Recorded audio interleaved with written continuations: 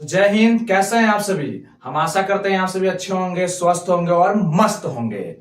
तो आप सबके अपने चैनल राहुल आर्ट्स क्लासेस में आप सभी का मैं स्वागत करता हूं। और आज के क्लास में हम लोग ये जानेंगे हिंदी। हिंदी आप सभी ने देखा होगा, हिंदी का जो पुस्तक है ना, उसका पहला चैप्टर आप सभी को पता होगा, बातचीत चैप्टर है। क्लास 12 हिंदी का जो पहला चैप्टर है वो हमारा बातचीत है। उसके राइटर के बारे में हम लोग आज जानेंगे। आज के वीडियो में हमारा यही रहेगा, उनके राइटर के बारे में, यानी उस लेखक परिचय समझेंगे। बातचीत जो चैप्टर है उनके लेखक परिचय को आज हम लोग बड़े अच्छे से जानेंगे। तो वीडियो में अंत तक बने रहिएगा और देखिए, क्योंकि एग्जाम में इससे भी बहुत सारे प्रश्न पूछे जाते हैं। हर एक एग्जाम में, मतलब जितना भी बिहार बोर्ड का एग्जाम होता है उसमें लेखक परिचय से जरूर सवाल रहता है, ऑब्जेक्टिव जब आ गया है तो चलिए देखिएगा आप सभी। सबसे पहले आप हम ये ध्यान देंगे, दिया गया है बाल कृष्ण भट्ट, ठीक है। नाम क्या है इस लाइक, देखिए चैप्टर का कौन सा चैप्टर है, तो हम बातचीत पढ़ रहे हैं। कौन सा कौन सा है ये हम लोग का है, बाल कृष्ण भट्ट का कौन सा है, तो बातचीत। कौन सा? बातचीत। और बातचीत के लेखक कौन है, तो बाल कृष्ण भट्ट। ये आपसे एक नंबर में पूछ सकता है एग्जाम में कि बाल कृष्ण भट्ट किसके राइटर है, तो बातचीत के, ठीक है। बातचीत के राइटर कौन है, लेखक कौन है, तो बाल कृष्ण भट्ट। ये आपसे एक नंबर में पूछ सकता है। चलिए, ये उनका चित्र शायद आपको अच्छा दिख रहा होगा, नहीं मे भी, ठीक है। यहां ध्यान दीजिएगा। आगे उनका जन्म भी पूछ सकता है आपसे, पूछ सकता है कि बाल कृष्ण भट्ट का जन्म कब हुआ था। आपसे क्वेश्चन कर सकता है एग्जाम में, याद रखिएगा। आपसे क्वेश्चन ही कर सकते हैं बाल कृष्ण भट्ट के बारे में। पूछा जा सकता है कि 23, इसका क्या होगा, तो बोल दीजिएगा 23 जून 1844। इनका जन्म कब हुआ था, 23 जून 1844। याद रहेगा आप सभी को। चलिए आगे, उनकी निधन का मतलब होता है मृत्यु। निधन का मतलब क्या होता है, मृत्यु। देखिए कहीं पर लिखा रहता है निर्धन, तो निर्धन का मतलब ये मृत्यु नहीं होता, बल्कि उसका मतलब होता है गरीब।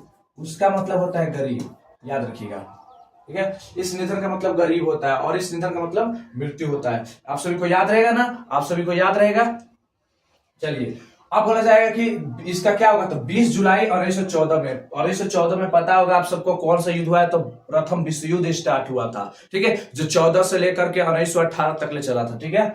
अब ध्यान दें, निवास स्थान मतलब कहां रहा करते थे। निवास मतलब रहने वाला स्थान, उनका रहने वाला स्थान कहां था, तो इसका आंसर होगा इलाहाबाद उत्तर प्रदेश, जिसे हम प्रयागराज के भी नाम से जानते हैं, ठीक है। आगे हम लोग जानेंगे माता पिता, इनके माता पिता का नाम। ये भी एग्जाम में पूछता है, याद रखिएगा। ये जो माता पिता का नाम आता है ना, ये भी एग्जाम में एक नंबर के लिए प्रश्न पूछ सकता है आपसे, एक नंबर का प्रश्न पूछ सकता है आप लोगों से। जी ध्यान दीजिएगा आप सबकी। देखिए, उनकी माता का नाम पूछ रहेगा तो पता चलेगा, पार्वती देवी। उनकी माता का नाम पार्वती देवी और उनके पिताजी का नाम बेनी प्रसाद भट्ट। उनके पिताजी का नाम बेनी प्रसाद भट्ट। वो एक व्यापारी थे, याद रखिएगा। वो क्या थे, एक व्यापारी थे। पेशे से क्या थे उनके पिताजी व्यापारी थे। क्या थे, व्यापारी थे। और उनकी माता जो थी ना, सुसंस्कृत महिला थी, ठीक है। ये आपसे क्वेश्चन नहीं कर सकता, लेकिन ये इनके नाम पे क्वेश्चन जरूर कर सकता है आपसे, ठीक है। अगर उनका थोड़ा बिहार बोर्ड का कुछ अलग कॉन्सेप्ट हुआ और डीप जाने का, तो ये यहां से पूछ सकता है उनके पिताजी क्या थे, ठीक है। तो आप याद रखिएगा, व्यापारी थे, ठीक है।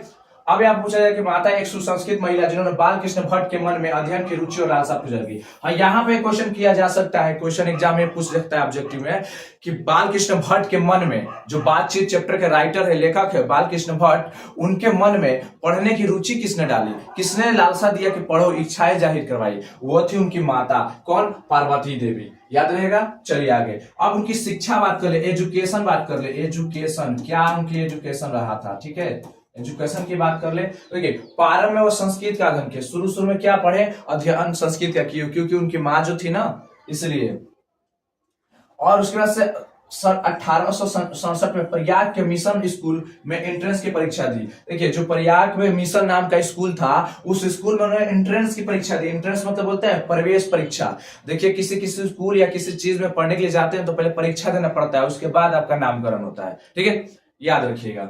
उसके बाद बोला वृत्ति, बोला जाएगा 1869 से लेकर 1875 तक प्रयाग के मिशन स्कूल में अध्ययन है अपन, मतलब वहां पर लगभग इतने सालों तक रहे, मतलब 8 साल देखा जाए तो। इधर का 1 साल, उधर का 5 साल, मतलब पूरा 6 साल, सॉरी हाँ, 1 साल इधर का, उधर का 5 साल, 6 साल प्रयागराज के मिशन स्कूल में अध्यापन। और 1885 में प्रयाग के CSV स्कूल में संस्कृत का अध्यापन, उसका संस्कृत भी पढ़े, ठीक है। संस्कृत को बहुत ज्यादा प्रयाग पढ़े थे। 1888 में प्रयाग की कायस्थ पाठशाला इंटर कॉलेज में अध्यापक नियुक्त। देखिए अब क्या हो गया, अध्यापक के तो अध्यापन किया, ठीक है, और उसके बाद क्या बन गए, अध्यापक बन गए।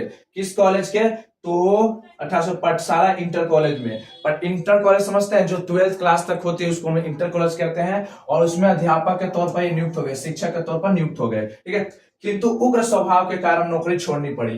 क्योंकि उनको किस स्वभाव के कारण नौकरी छोड़नी पड़ी, उग्र, जो उनके तेज तरार जो स्वभाव था ना, उसके कारण उनको नौकरी छोड़नी पड़ी बोला जा रहा है। और बोला कि उसके बाद वे लेखन कार्य पर ही निर्भर रहे, मतलब उसके बाद अब क्या किया उन्होंने, सिर्फ लिखने पढ़ने का ही काम शुरू कर दिया, वो लिखना साहित्य के क्षेत्र में अपना काम करने लगे। अब आगे बोला जा रहा है, देखिएगा अब आगे ध्यान देंगे इसमें, देखिए आगे क्या कर रहा है।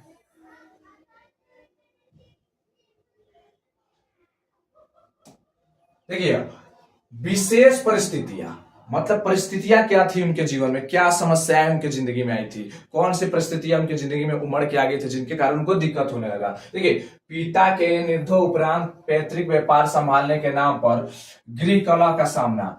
मतलब देखिए पिताजी के नाम पर, मतलब बोला जा रहा है कि पिता के निधन पर, मतलब पिताजी के मरने के पश्चात जो पिताजी का व्यापार था ना, उसको संभालने के नाम पर घर में कलह उत्पन्न हो गई थी, द्वेष उत्पन्न हो गया था, मतलब घर में एक झगड़ा टाइप से उत्पन्न हो गया था, ठीक है। पैतृक घर को छोड़कर घोर आर्थिक संकट से जूझते हुए हिम्मत से काम लिया और साहित्य के प्रति समर्पित रहे। मैंने बोला ना, बाहर निकले, घूमे फिरे और अपने मन को फ्रेश रखा, टेंशन हटाया, पूरा अपने जिस काम में लगे थे उसी काम में लगे रहे और उसी काम में लिखने के काम में करते रहे, ठीक है।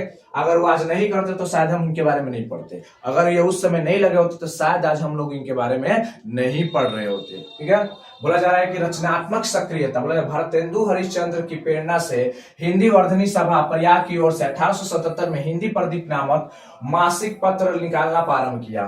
देखिए अब उसको से क्या किया, हिंदी प्रतीक नामक मासिक पत्र निकालना, मतलब पत्र निकालना शुरू कर दिया, ठीक है। महीने वाला जो भारतेंदु हरिश्चंद्र की प्रेरणा से, मतलब भारतेंदु जो हरिश्चंद्र थे उनकी प्रेरणा से इन्होंने उनसे इंस्पायर होकर के हिंदी वर्धनी सभा प्रयाग की ओर से 1877 में हिंदी प्रदीप नामक, ये इंपॉर्टेंट है, ये पूछ सकता है, ठीक है, हिंदी प्रदीप नामक, ठीक है, चलाते रहे। इससे कितने वर्षों तक चलाते रहे, 33 वर्षों तक चलाते रहे। उसे कितने वर्षों तक चलाते रहे, 33 वर्षों तक चलाते रहे। उसको बोला कि इसमें नियमित रूप से सामाजिक, साहित्यिक, नैतिक, राजनीतिक विषयों पर भी निबंध लिखते हैं। मतलब ये देखिए, ये उसमें क्या कि नियमित रूप से ये अलग अलग टाइप से निबंध लिखना शुरू कर दिया था। सामाजिक भी लिखते थे, समाज पर भी लिखते थे, साहित्य मतलब लेखन पर भी लिखते थे, और जो हमें जीवन में अपनी नैतिकता, मतलब कैसे आचरण रखना चाहिए, कैसे बड़ों से बात करना चाहिए, कैसे समाज में रहना चाहिए, वो बताया। फिर राजनीति, एक पॉलिटिक्स कैसे कर सकते हैं, राजनीति कैसे कर सकते हैं, नेता कैसे बन सकते हैं, क्या क्या, उसमें भी काम किया। सभी विषयों पर निबंध लिखते रहे, सब पर निबंध ये लिखते रहे, ठीक है।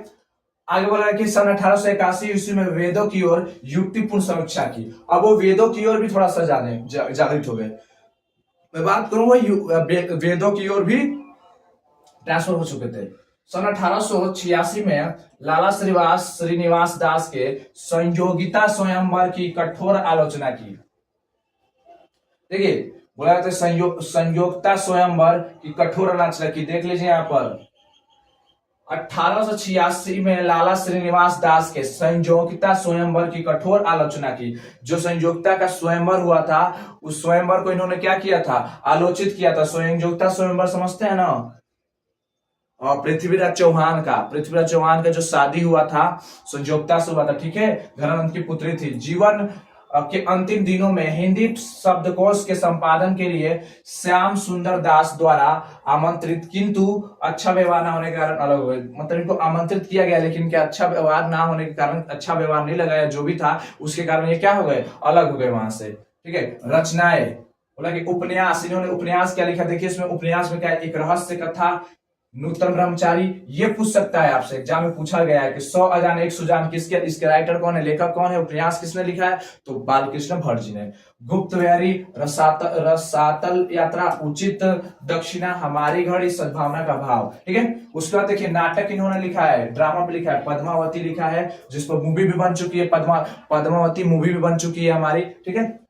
और उसके बाद कीर्तानुज, वेदी संहार, शिशुपाल वध, नल दमयंती, दमयंती स्वयंवर, फिर उसका शिक्षादान, चंद्रसेन, सीता वनवास, पतित पंचम, मेघनाथ वध, कट्टर सूम की एक नकल, वृनल्ला और इंग्लैंडेश्वरी और भारत जननी और भारतवर्ष और कली और दो दूरदेशी और एक रोगी और एक वैद और रेल का विकट खेल। याद रखिएगा, रेल का विकट खेल पूछा जा चुका है बार बार कि रेल का विकट खेल किसका लिखा गया है, किन्होंने लिखा है रेल का विकट खेल। याद रखिएगा, बालकृष्ण भट्ट द्वारा। ठीक है।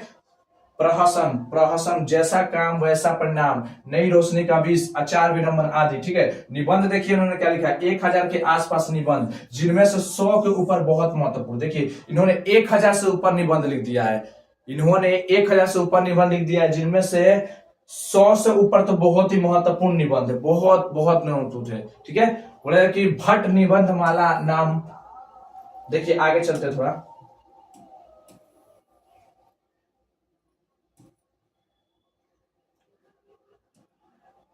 बोला जा रहा है यहां पर, अच्छा, भट्ट निबंध माला नाम के 2 खंडों में एक संग्रह, पहले बोला कि भट्ट निबंध माला नाम से 2 खंडों में एक संग्रह प्रकाश किया, मतलब भट्ट निबंध माला के नाम से 2 संग्रह में 2 खंडों में बांट के निकाला।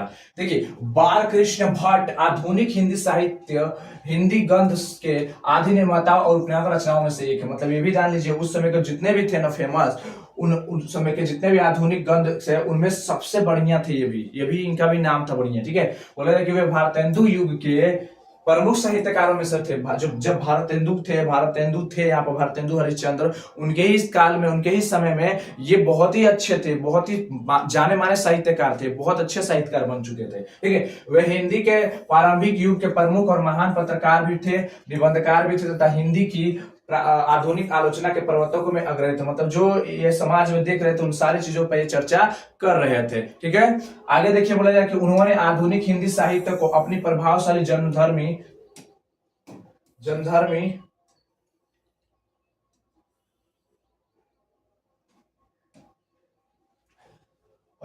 व्यक्तित्व और लेखन नवीन धरातल, नवीन दिशा और रंग रूप और मानस दिया। मतलब ये ध्यान दीजिएगा, ये हमारे समाज को एक नया रूप, नई दिशा देने की कोशिश किए हैं। ठीक है। बोला जा रहा है कि निश्चय ही इस महत्तर ज्ञान तत्कारी कार्य में वे एकांकी ही नहीं थे, परंतु स्वयं भारतेंदु हरिश्चंद्र, प्रताप नारायण मिश्र और प्रेमचंद और रामचरण और गोस्वामी जैसे अनेक महान साहित्यकार उनके साथ में थे। देख लीजिए, ये अकेले ही नहीं थे अपने जमाने में, उनके सामने देखिए इतने इतने जो महान दिख रहे हैं ना सब राइटर, ये सब उनके साथ थे। किंतु यह एक सर्वसम्मत स्थापित मान्यता है कि अपने युग के सर्वाधिक सक्रिय और मुखर और प्रदीर्घ समय तक सुदृढ़ निष्ठा के साथ तेजस्वी लेखन द्वारा साहित्य सेवा करने वाले समर्पित साहित्यकार थे बालकृष्ण भट्ट। मतलब इनके समय काल में ये थे, लेकिन इनके जितना निष्ठावान नहीं था। ये बहुत ही निष्ठावान थे, बहुत अपने काम के प्रति लगन रखते थे और जो भी लिखते थे एकदम समर्पित होकर लिखा करते थे। ठीक है। इसलिए इनका नाम उस समय था भारतेंदु युग के। ये पूछ सकता है क्वेश्चन कि बालकृष्ण भट्ट किस युग से संबंधित रखते हैं, तो भारतेंदु युग, याद रखिएगा। अगला क्वेश्चन है, भारतेंदु युग के 2-3 प्रमुख साहित्यकारों में से एक जिनके अनवरत लेखन से भारतेंदु युग का रचनात्मक युग व्यक्तित्व निर्मित हुआ तथा आगे के द्विवेदी युग का मूलाधार निर्मित हो सका। देखिए इतना ना ज्यादा ये उनके समय में इतना ना ज्यादा कार्य कर डाले लोग, इतने ना अच्छे अच्छे साहित्यकार आ गए कि जो भारतेंदु थे ना, इनको एक युग के रूप में डाल दिया गया कि एक युग है, भारतेंदु का एक युग है। उनके समय काल में ये घटनाएं घटी है बहुत अच्छी अच्छी, उनको एक युग में बदल दिया गया।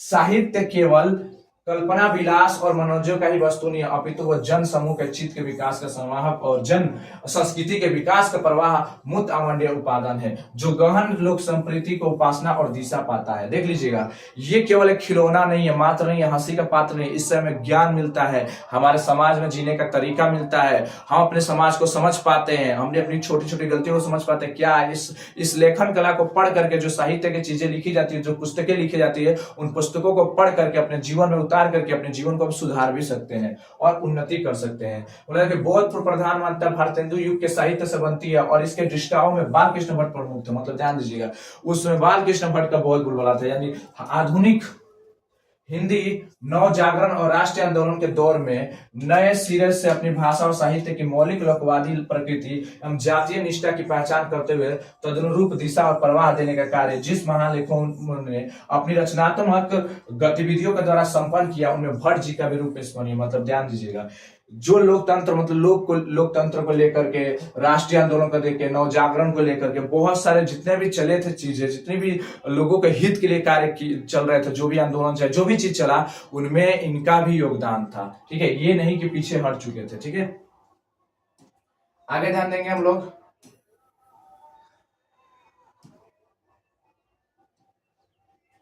आगे बोला कि बाल कृष्ण भट्ट गद्यकार थे। पूछा कि बाल कृष्ण भट्ट क्या थे? गद्यकार थे। ठीक है, ये काव्य खंड वाले नहीं थे, गद्यकार थे। ठीक है, अपनी अभिरुचि, मानस और प्रतिभा से, परिवेश से, यथार्थ से संपूर्ण सरोकर रखने वाले लेखक पत्रकार।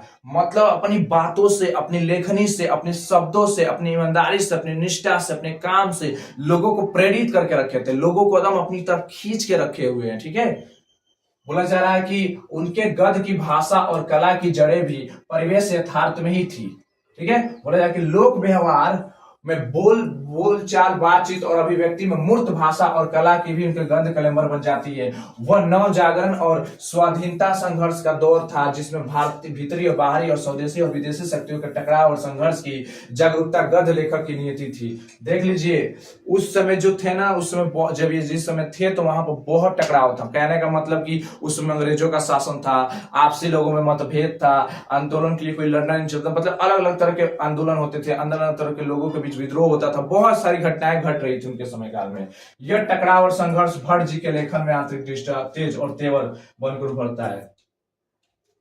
मतलब कि ये लेखनी में इतना लिख दिए ना, जितना उस युद्ध नहीं हुआ उससे ज्यादा तो उनके लेखनी से तीर निकलता है, कमान निकलता है। लेखनी में इतना दम था ना कि जिसको पढ़ करके अंदर जोश आ जाएगा, वो सारी घटनाएं पता चल जाएगी, लगे कि हमारे सामने हो रहा है। भट्ट जी ने हिंदी प्रदीप में पूरे अधूरे अनेक उपन्यास लिखे, नाटक, प्रहसन लिखे, किंतु निबंध ही उनकी अपनी विधा है, जिनसे उनका अभिप्राय स्वदेशी लेखन पूरी शक्ति, सामर्थ्य और वैभव के साथ प्रकट हुआ है। ठीक है, अब बोला जा रहा है कि सामाजिक और समस्याओं पर उन्होंने जमकर वैभव प्रकट किया और सामूहिक समस्याओं पर उन्होंने जमकर लिखा है। मतलब जितनी भी समुदाय समाज में जितनी भी बड़ी बड़ी घटनाएं या कोई भी घटना घटी है, उन पर उन्होंने जम जम के लिखा, इतना जम जम के लिखा, इतना बेहतरीन ढंग से अपनी लेखनी में लिखा कि उनकी लेखनी में दम था। उस लेखनी को देख कर लगता था कि सच में सामने घट रही है घटनाएं। ठीक है, चलिए सबसे पहले उसमें आता है बाल विवाह। चलिए आइए, इसमें भी बहुत कुछ है जिसको अच्छे समझेंगे। ये इंपॉर्टेंट है, जहां मुझे लगा कि बहुत ज्यादा इंपॉर्टेंट है, बहुत ज्यादा समझना जरूरी है आप लोग के लिए, एग्जाम के पॉइंट ऑफ व्यू से नहीं, नॉलेज के व्यू से भी। तो यहां जान लीजिए बाल विवाह।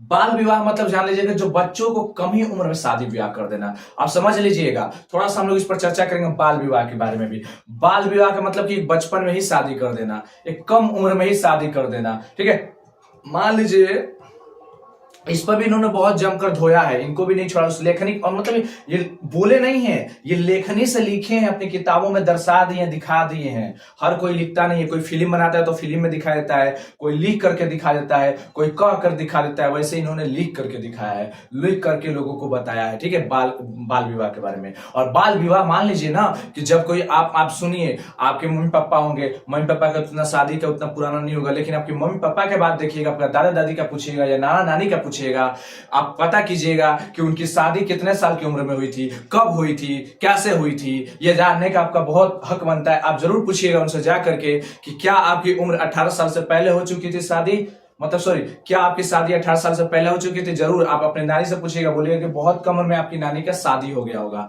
या आपकी दादी का शादी हो गया होगा, आपके दादा का शादी हो गया होगा। आपके दादा 14-15 साल के होंगे तो आपकी दादी 11-12 साल की होगी, उसी अवस्था में उन लोगों की क्या हो गई होगी, शादी विवाह हो गया होगा। तो इसी सब जो विवाह हो रहा था उस समय, जो 8 साल की लड़की होगी तो 10-12 साल के लड़के से शादी हो जाता था उस समय। ये प्रथाएं पहले नहीं थी, बाल विवाह, कोई भी किसी भी उम्र में शादी विवाह हो जाया करता था। ठीक है, ये कानून पहले नहीं चलता था, मतलब कि जो 18-21 का जो भी कॉम्बिनेशन नहीं था। पहले क्या था, लोग अपने मन जैसे मर्जी वैसे शादी कर लिया करते थे। ये तो कानून संविधान लागू होने के बाद न बना। ये जब संविधान बना हमारा, जब आजाद हुआ भारत 1947 के बाद में ये संविधान लागू हुआ। 26 जनवरी 1950 यानी हमारे 50 से न लागू हुआ संविधान। उससे पहले तो संविधान नहीं था ना, जिसमें लिखा नहीं ना गया था कि इतना साल लड़की का उम्र होना चाहिए, लड़के का उम्र इतना होगा तब शादी विवाह कर सकते, नहीं कर सकते। पहले ऐसा कुछ नहीं था। अगर लड़की 3 साल 4 साल की 5 साल की भी है तो लड़का 8 साल का है तो शादी हो जाता था। लड़के कोई दिक्कत नहीं, कम उम्र में ही शादी विवाह कर दिया करता था। पूछिएगा जाकर के अपने नाना नानी दादा दादी से कि क्या उनकी शादी जो हुई होगी बहुत कम, किसी किसी का तो मम्मी पापा की भी शादी उतने कम उम्र में हुई होगी। ठीक है, अब उसके बाद ध्यान देंगे कि स्त्री शिक्षा, स्त्री शिक्षा पर भी बात करेंगे कि देखिए उन्होंने खुल कर बताया स्त्री शिक्षा, उन्होंने देखिए बोला कि उस समय लोगों को स्त्री शिक्षा नहीं दिया था। जिस समय ये है ना 1800 की सदी 19वीं सदी में है यह, अब 19वीं सदी में है तो 19वीं सदी में कहाँ अंग्रेजों का शासन था, 20वीं तक तो अंग्रेजों ने ही शासन किया है। तो फिर वहां पर बताइए महिलाओं को कहाँ शिक्षित किया जा रहा था, महिलाओं को कहाँ पढ़ने दिया जाता था, कौन सी लड़की जाकर के स्कूल पढ़ती थी, कौन सी लड़की जाकर के कॉलेज में पढ़ लिया करती थी। और 19वीं सदी में कौन सी लड़की, जब अंग्रेज का शासन चलता था तो कौन सी लड़की बैठ करके कोचिंग पढ़ती थी, कौन सा कोचिंग चलता था, कौन सा ट्यूशन चलता था, कौन सा स्कूल चलता था उस समय? क्या आपको पता है? कुछ नहीं होता था उस समय। क्यों? क्योंकि उस समय स्त्रियों को शिक्षा नहीं दी जाती थी, उनको पढ़ाया लिखाया नहीं जाता था, बल्कि उनको ऐसी प्रथा बना दी गई थी, समाज के लोगों ने ऐसी प्रथा बना दी थी कि महिलाएं जो है घर के कामों के लिए बनी है, घर के कामों को ही करेगी, बाल बच्चे को संभालेगी और घर के जितने भी छोटे मोटे काम है वो करेगी, ना कि वो खेत बाड़ी में भी जाएगी। मतलब उनको खेतों में ही जाने की इजाजत नहीं मिलती थी।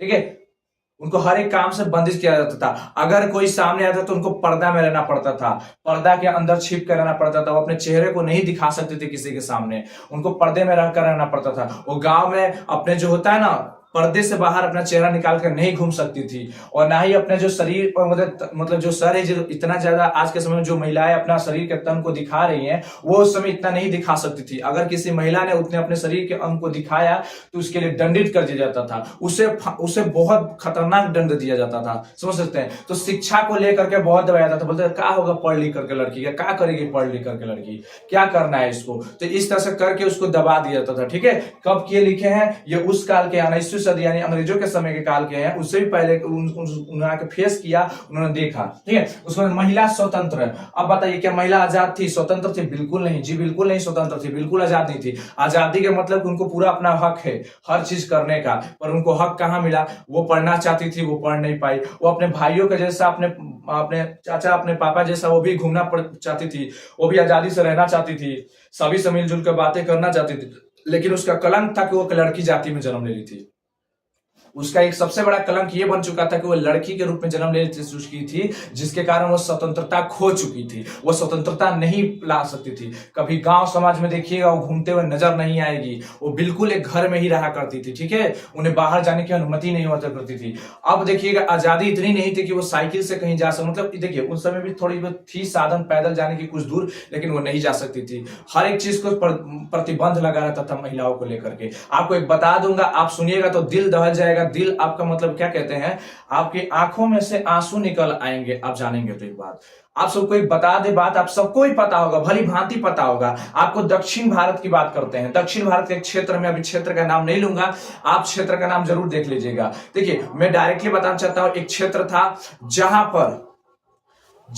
पर एक राजा का शासन चलता था, और उसके राजा में एक सबसे बड़ी घनघोर प्रथा चलती, टैक्स चलता था, सबसे घनघोर टैक्स चलता था।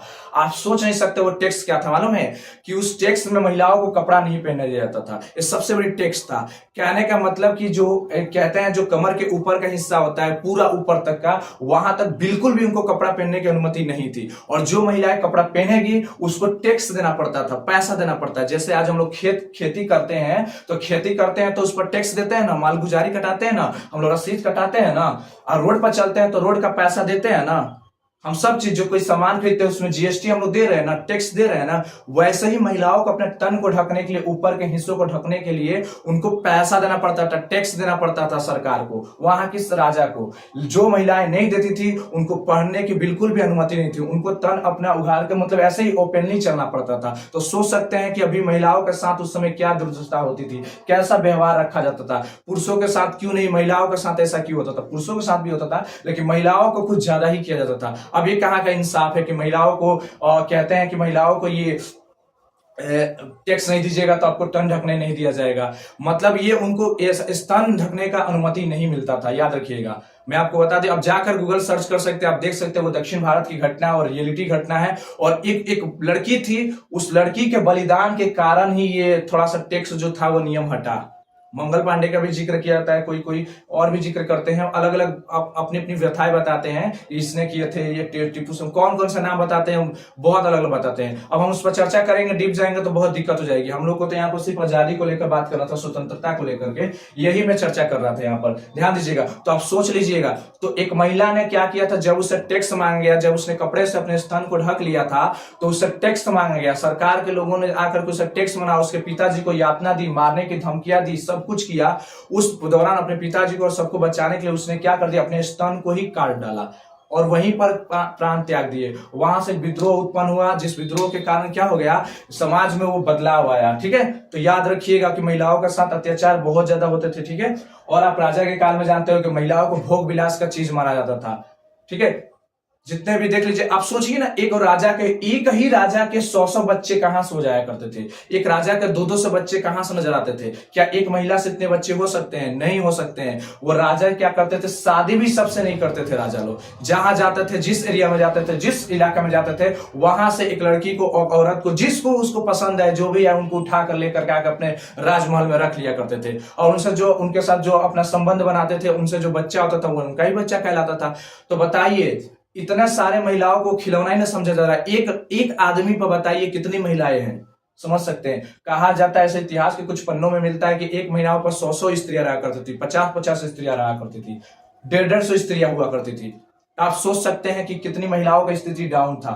क्या महिलाओं को हक नहीं था, आजादी नहीं थी? ये सारी आजादियां खत्म हो चुकी थी। एक और बात बता दूं, एक जगह और बात कर रहा हूं, एक और जगह की बात थी। सन 1916 जब हमारा भारत देश आजाद हो गया, और आजादी कब हुई थी आप सभी को पता होगा, आजाद कब हुआ है?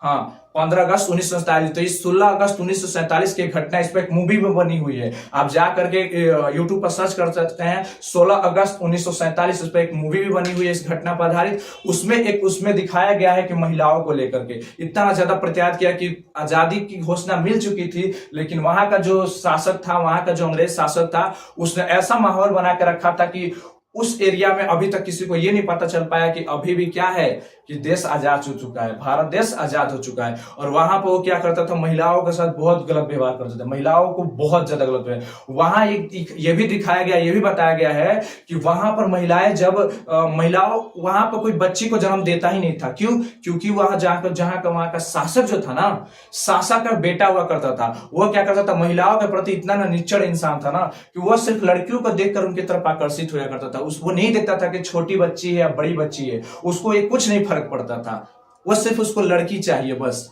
तो वो क्या होता था, वहां के कुछ बच्चे भी हुआ करते थे ना, तो उनको कपड़े जैसा पहना करके, लड़के के जैसा हुलिया बना करके काम कराया जाता था। अगर आपने 1 सेकंड उस काम को रोक देता तो वो गोली मार देता था या कोड़े से मारता था। तो सोच सकते उसमें महिलाओं का क्या स्थिति थी। ठीक है, अब आगे जानेंगे कि राजा प्रजा कृषकों की दुर्दशा। राजा प्रजा का भी जानते होंगे, राजा और प्रजा के बीच में क्या संबंध था। राजा अपने आप को श्रेष्ठ मानता था, प्रजा को दबा के रखता था। आप जानते हैं, प्रजा हमेशा चाहता था कि राजा श्रेष्ठ रहे और प्रजा हमेशा डाउन रहे। ठीक है, ये भी जानते हैं, ज्यादा नहीं डीप जाएंगे। अब कृषकों की दुर्दशा बताइए, उस समय जब 19वीं सदी में क्या किसान एकदम उन्नति कर रहे थे, जब अंग्रेज लोग आकर के बरियारी खेती करवाते थे, हम ही लोग का जमीन, हम ही लोग का सब कुछ, और हम ही लोग पर आकर के वो खेती करवा रहे हैं, हम ही लोग का खेती से टैक्स वसूल रहे हैं। तो सोच लीजिए आप लोग ध्यान से, तो ये जो थे ना, किसानों की स्थिति बहुत डाउन थी। अगर मान लीजिए 10 रुपया आप कमा रहा है एक किसान खेती में से, तो 7 रुपया, 8 रुपया, तो 6 रुपया वही लेता था अंग्रेज। 3 से 2 रुपया आपको मिलता था। मतलब रुपया में नहीं बात करूं, मतलब समझिए, आप समझने के लिए बोल रहा हूं कि अगर वो 10 रुपया कमाया था, तो उसमें से 7 से 6 रुपया तो वही लेता था। 3 रुपया के लिए क्या करेंगे, जबकि वो मेहनत कुछ नहीं करते थे अंग्रेज। सारा मेहनत, दिन भर मेहनत करना पड़ता था इनको, रात भी मेहनत करता था, रखवाली करना, सब कुछ। तो किसानों की स्थिति भी दुर्दशा थी। ठीक है, आगे बोला जा रहा है कि अंग्रेजी शिक्षा। अब बताइए, सच बताइए, क्या अभी हम लोग बोलते हैं कि भारत आजाद हो गया है? आप बोलते हैं ना कि भारत देश आजाद हो चुका है, आप ये बोलते हैं कि चलो अंग्रेज चले गए, हम लोग आजाद हो गए, अब हमारा भारत देश भारत है, भारत देश बन चुका है, अब इसमें कोई गुलामी वाला चीज नहीं है। बिल्कुल गलत है यह। हम गुलाम हो चुके हैं, हम गुलाम के आदी हो चुके हैं। क्यों आदी हो चुके हैं? कौन अपने माँ बाप अपने बच्चे को सीबीएसई स्कूल में नहीं पढ़ाना चाहते हैं? आज सोचिए, कौन गरीब से गरीब बच्चा भी अपने बच्चे को अच्छी शिक्षा देना चाहते हैं, उसको सीबीएसई स्कूल में पढ़ा रहे हैं। क्यों पढ़ा रहे हैं? ऐसा क्यों कर रहे हैं?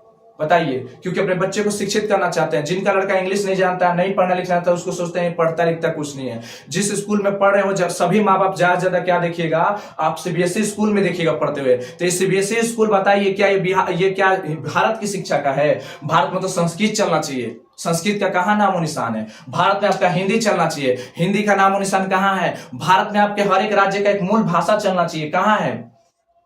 कहां दिख रहा है आपको? भाषा नहीं दिखाई दे रहा है। तो ये याद रखिएगा आप सब कि हमारा गुलाम हो चुका है। हम पहले तो उनके आदमियों के गुलाम थे ना, लेकिन उनके द्वारा जो चीज छोड़ के चले गए ना, आज हम उनके गुलाम हो गए हैं, पूरी तरह से गुलाम बन चुके हैं। सोचिए इंग्लिश का, अब देखिए इंग्लिश के बिना क्या महत्व बन जा रहा है। अगर अभी है गांव में, उठ करके कभी शहर में जाइए, कोई काम करने जाइए, कोई काम खोजिए, तो आपको इंग्लिश में जानकारी होना चाहिए। आप इंग्लिश में पढ़े लिखे नहीं रहेंगे ना, आपको रिजेक्ट कर दिया जाएगा, आपको जॉब नहीं दिया जाएगा। आप इंग्लिश में नहीं जानते, अब किसी स्कूल में पढ़ाने भी जाएंगे ना, तो अगर आपको इंग्लिश का नॉलेज नहीं रहेगा ना, तो आपको पढ़ाने नहीं दिया जा सकता है। आपको कम से कम नॉर्मल तो इंग्लिश आना चाहिए। तो बताइए इंग्लिश कहां से आना चाहिए? इंग्लिश शब्द कहां से आना चाहिए? इन्होंने खूब धोया है उसको, सर्फ साबुन लगा करके बहुत अच्छे से धोया है। किन्होंने? बालकृष्ण भट्ट जी ने। ये कहा है कि कौन है ये? कहां की शिक्षा है? ये अंग्रेजी शिक्षा हम लोग की शिक्षा है। लोग कहते हैं कि ये आप लोग की शिक्षा, अंग्रेजी सीख लो, ये भारत ज्ञान हो रहा है, आगे बढ़ रहा है। ये कहां का हुआ? ये अंग्रेजी जो है हम लोग की शिक्षा नहीं है। हम लोग की शिक्षा मूलतः संस्कृत है, हम लोग की मूलतः शिक्षा हिंदी है। अगर हिंदी या संस्कृत को बढ़ावा देंगे तब कहा जाएगा कि भारत की अपनी खुद की शिक्षा है, खुद का लैंग्वेज है, खुद की भाषा है। अंग्रेजी भारत की भाषा कहां से हो गई? लेकिन आज इसको मूल आधार बना लिया, इसका जीवन का आधार बना चुके हैं हम लोग। हर एक चीज इंग्लिश में मिल रहा है आजकल हम लोग को, हिंदी में क्यों नहीं मिल रहा है? और हिंदी भी पढ़ना अब मजा नहीं आ रहा है, क्यों? तो ये हम लोग इसको इतना ना आश्रित कर लिए, इतना ना फिक्स कर लिया हम लोग इसको, आप समझ सकते हैं। अब बोला जा रहा है कि सुशिक्षित में परिवर्तन और देश सेवा और अंधविश्वास आदि विषयों पर खूब जमकर लिखा। देख लीजिए, देश सेवा और अंधविश्वासों पर, मतलब ये अंधविश्वास को लोगों, अंधविश्वास का मतलब होता है कि मान लीजिए कि हम गलत पढ़ाए या सही पढ़ाए, आप मुझ पर आंख मूंद कर विश्वास कर रहे हैं। कुछ भी पढ़ा रहा हूं, आप मुझ पर अंधविश्वास, मतलब विश्वास कर, हाँ जो सर पढ़ा रहे हैं, वो जो भैया पढ़ा रहे हैं, जो बढ़िया पढ़ा रहे हैं, जो भी पढ़ा रहे हैं वो ये अच्छे पढ़ा रहे हैं, हम लोग को यही पढ़ा रहे हैं। गलत पढ़ाऊं या सही पढ़ाऊं, आपको मुझे ही अच्छा लग रहा है। कोई भी कहता है ये गलत पढ़ा, नहीं मानिएगा, बोलिएगा ये सही पढ़ा रहे हैं। आप किसी को जब अपना सब कुछ मान लेते हैं, सब कुछ जब किसी को मान लेते हैं, तो उसके प्रति आपको कोई निगेटिविटी भी कहता है ना, तब नहीं निगेटिविटी होते हैं, बोलते हैं ना हम उसको, इसका मतलब उस पर अंधविश्वास करते हैं आप। सबसे बड़ा आप उसके भक्त बन चुके हैं। अब यहां पर जान लीजिए, जो ये इलेक्शन आ रहा है, आप किसी भी पार्टी के किसी विरोध में बोल दीजिए ना, वो जिस पार्टी का होगा ना, उसके विरोध वाला पार्टी उसको कह दे रहे, तू उस पार्टी में क्या कर रहा है, उस पार्टी के लोग ने तेरे लिए क्या किया है, कुछ नहीं किया है, इस पार्टी में आ जाए, इस पार्टी के लोग ये कर देंगे, वो रह करके सरकार रह के क्या कर दिया, क्या नहीं किया, ऐसे आपको ताने मिलेंगे। तो अगर वो देखिए, वो अगर वो लड़का वो जो जिसको मानता होगा, उसके खिलाफ भी जाएंगे तभी नहीं सुनेगा, कहेगा नहीं हमारे लिए यह ठीक है, जो कुछ भी यही ठीक है मेरे लिए, ठीक है। तो ये चीजें थी, ठीक है। तो ये अंधविश्वास, अंधा विश्वास करना। अब मान लीजिए मैं हूं और मैं घर पर आकर बहुत खचड़ाई करता हूं, पढ़ता नहीं हूं, बहुत खचड़ाई करता हूं, छोटा सा हूं, और मैं स्कूल में रहता हूं तो नहीं, सॉरी, घर पर रहता हूं तो पूरा शांति से रहता हूं, बढ़िया से रहता हूं। और जब मैं स्कूल जाता हूं, अपने टीचर लोग को बहुत बदमाशी करता हूं, होमवर्क नहीं करता हूं, बहुत सारी शिकायतें दर्ज करवाता हूं, ठीक है। तो जब वो घर पर आते हैं तो बोलते हैं कि आपका लड़का पढ़ता लिखता नहीं है, क्या नहीं करता है? तो घर के लोग करते हैं, नहीं ये तो पढ़ता है, हम लोग देखते हैं बहुत अच्छे से पढ़ता है, सब कुछ करता है, हम लोग होमवर्क जो देते हैं वो बना देता है, सब कुछ कर देता है। आप स्कूल में कैसे कह रहे हैं कि बदमाशी करता हुआ? ये तो आपका दायित्व है। तो ये क्या, माँ बाप मुझ पर अंधविश्वास कर लिए हैं कि नहीं ये सही है, ये जो कुछ कर रहा है सही है, ठीक है। तो अंधविश्वास का मतलब कि बिना देखे सुने अंधा कानून, मतलब उस पर आंख बंद करके विश्वास कर जाना। कोई भी आंख की पट्टी खोलेगा फिर भी आप कहेंगे नहीं यही सही है, ठीक है। समझ आ चुका होगा। खूब कर लपेटा, मतलब खूब लपेटे थे सब चीजों पर।